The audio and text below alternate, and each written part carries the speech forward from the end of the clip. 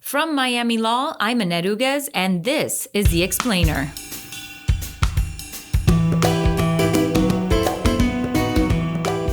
So for me, the problem has a lot to do with providing weapons to a country that is at war, like is the case of Saudi Arabia.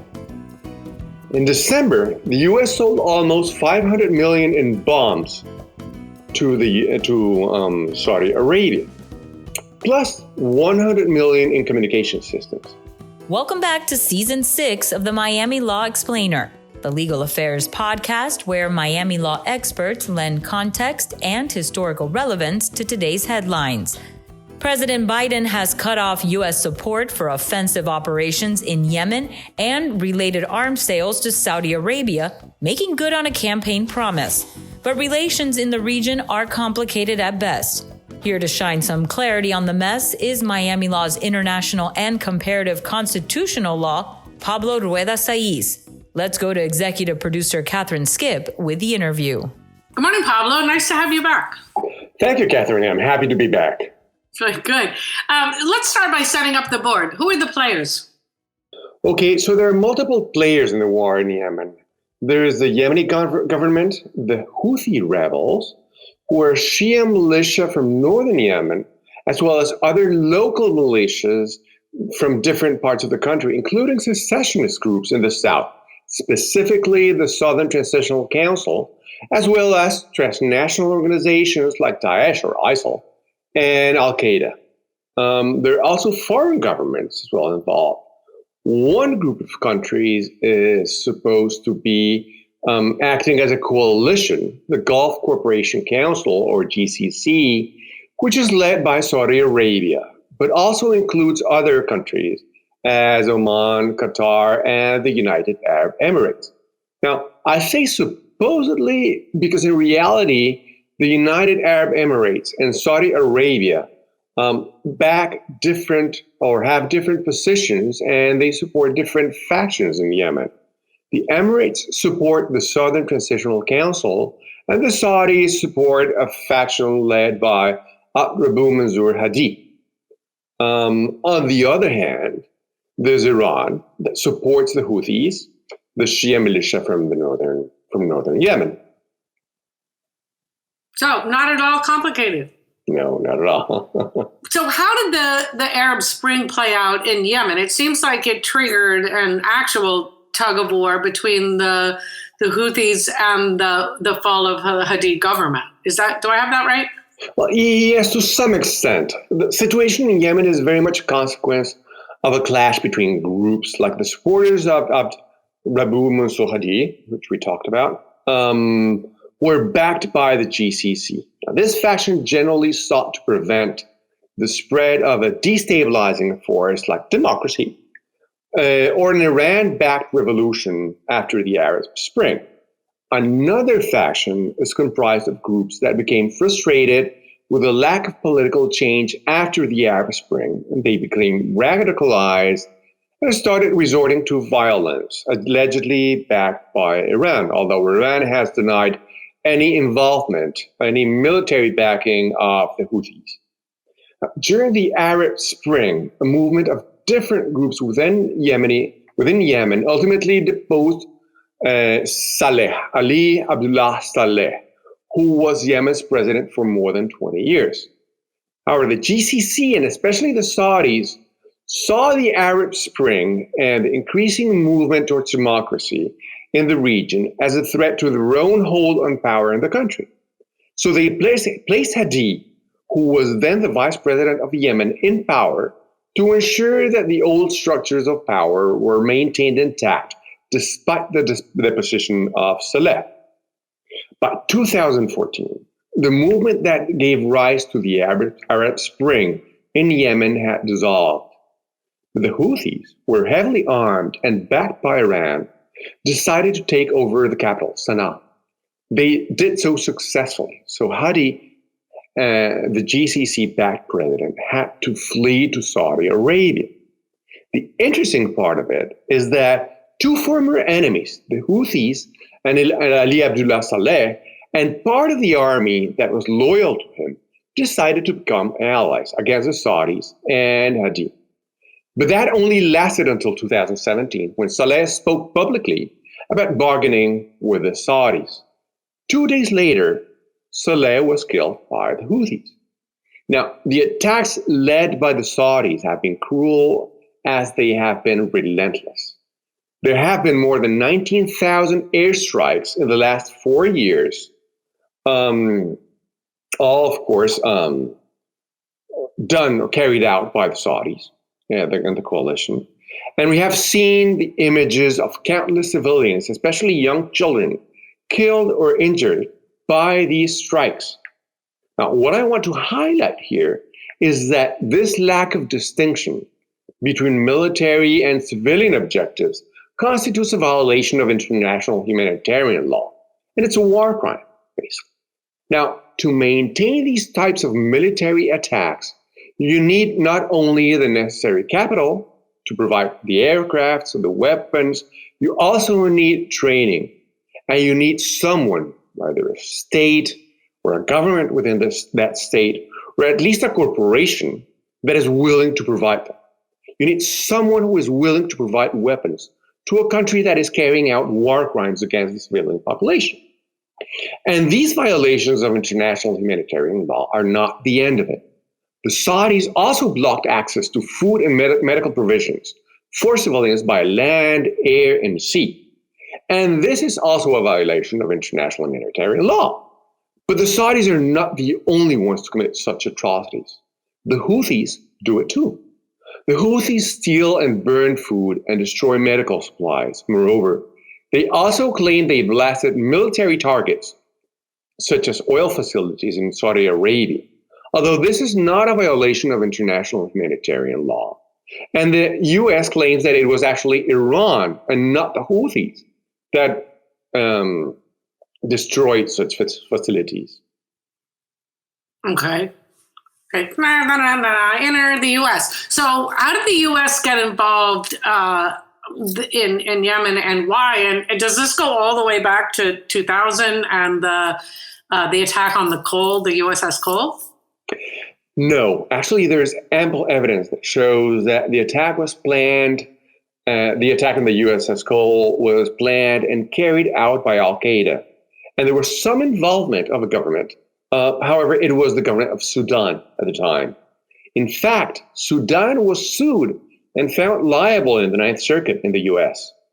And there were two different people, both of Yemeni nationality, but also of Saudi citizenship, tied to Al-Qaeda, that were considered to be the masterminds of the attacks.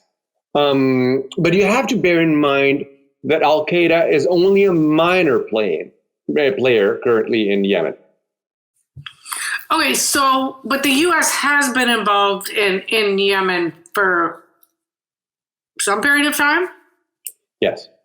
And so are we going back to the Obama administration, and it changed during Trump, and now we're looking at changes coming from Biden, or kind of what's the TikTok on that? Okay, well, the extent to which the U.S. is actually involved in this conflict depends on the way in which you approach the problem. So for me, the problem has a lot to do with providing weapons to a country that is at war, like is the case of Saudi Arabia. In December, the U.S. sold almost $500 million in bombs to Saudi Arabia, plus $100 million in communication systems. Now, was this under Trump or under Trump? Okay, under so Trump. That was his parting shot. Yes. Literally a parting shot. So the arms trade, I think, is a big part of the U.S. involvement in Yemen. Arms are a profitable business, and unfortunately, the U.S. has been selling them to a country that was using them to kill civilians. So I do applaud the decision of the Biden administration to stop selling arms to the Saudis, and I believe similar decisions should follow with respect to the United Arab Emirates, to whom the U.S. is actually selling far more arms than to the Saudis. And that other countries like the UK, Germany, and Russia that sell arms should follow on their footsteps. For example, just to show you a percentage of how the arms trade is a factor of international involvement. 60% of all UK arms exports go to the Middle East. Now, for me, this is definitely a form of involvement in the region, and it has huge consequences for the prospects of peace in Yemen. Okay. Yeah, go ahead. Just a last point. Now, as to the motives of U.S. involvement, we need to be honest and remember that the Saudis wanted to prevent the movement for democracy from spreading across Yemen and into their borders. Initially, it was a trend towards democratization and greater participation during the Arab Spring that was feared by the Saudis. Now, unfortunately, this led to the rise of the Houthis, and the Iranians got involved. And this currently does pose a real threat to the Saudis. It is no longer democracy that can spread across the border. But nevertheless, the initial involvement of the Saudis in the situation in Yemen after the Arab Spring was an attempt to quash democratic sentiments. So any long-lasting peace agreement should at least tend to increase the participation of different factions in government in Yemen. Mm-hmm. Okay. Well, so the U.S. doesn't really have a dog in the fight in Yemen specifically, but more side deals. Help me understand that what we're doing now and what Biden maybe wants to do. Because I know like a year ago, everything went straight to hell with the peace agreement that had been brokered, Sweden collapsing, and as you said, plunging the country into I think it's called the world's worst humanitarian crisis now. So can you kind of walk us through the Trump administration and the Obama administration? Sure. Well, the strategic moves that happened during that one. Yes.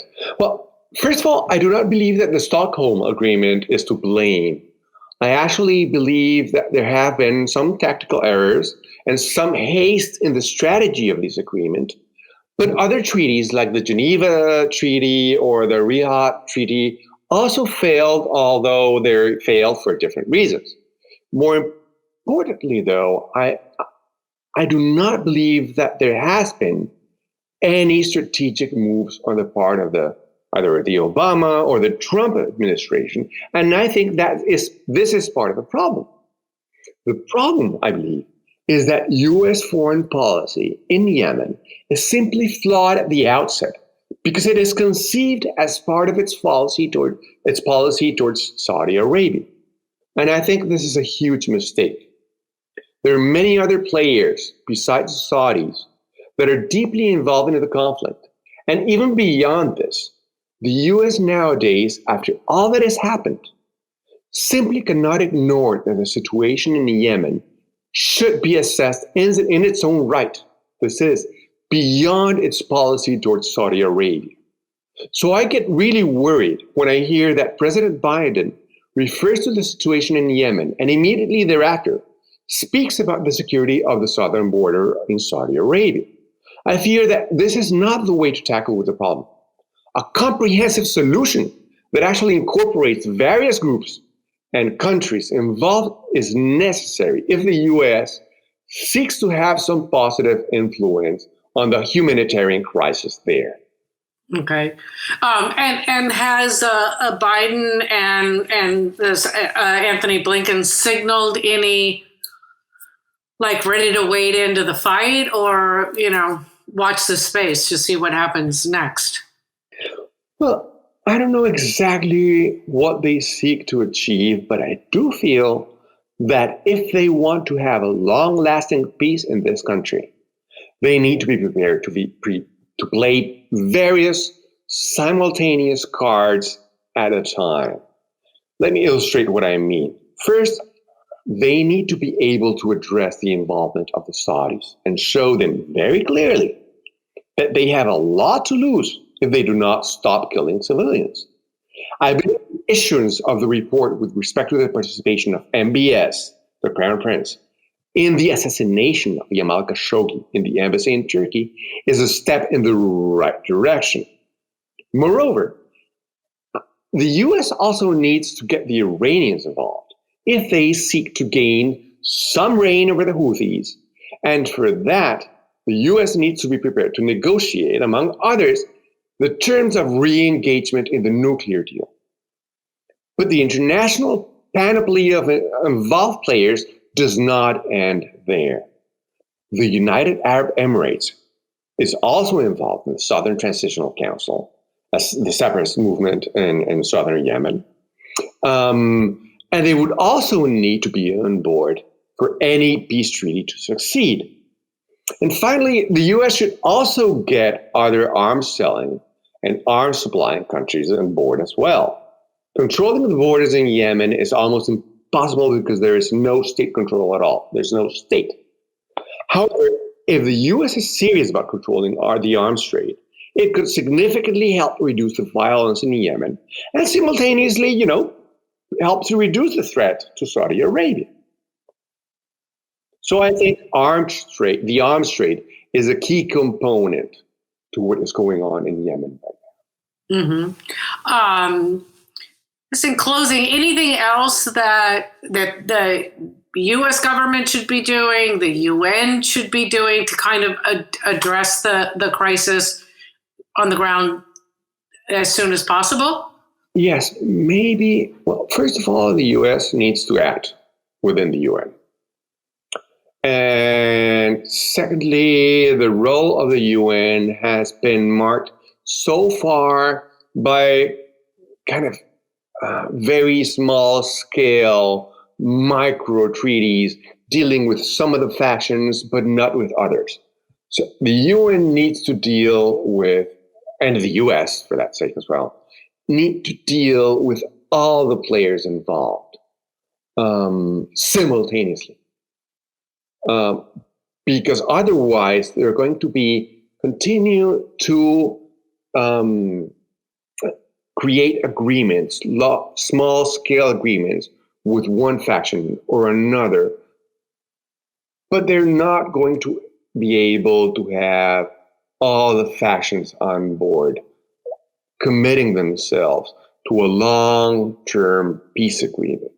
Right, a long-term fix. And meanwhile, people are dying and going hungry and everything else. So I think if you looked up morass in the dictionary, it would just point to this. Yes. All right. Well, this has been fascinating. I really appreciate your time as always. Well, thank you very much, Catherine. Thanks for having me here. Okay. I'll see you soon. Stay healthy. Yeah. Thank you. Okay. Thank you. Bye-bye. Bye now.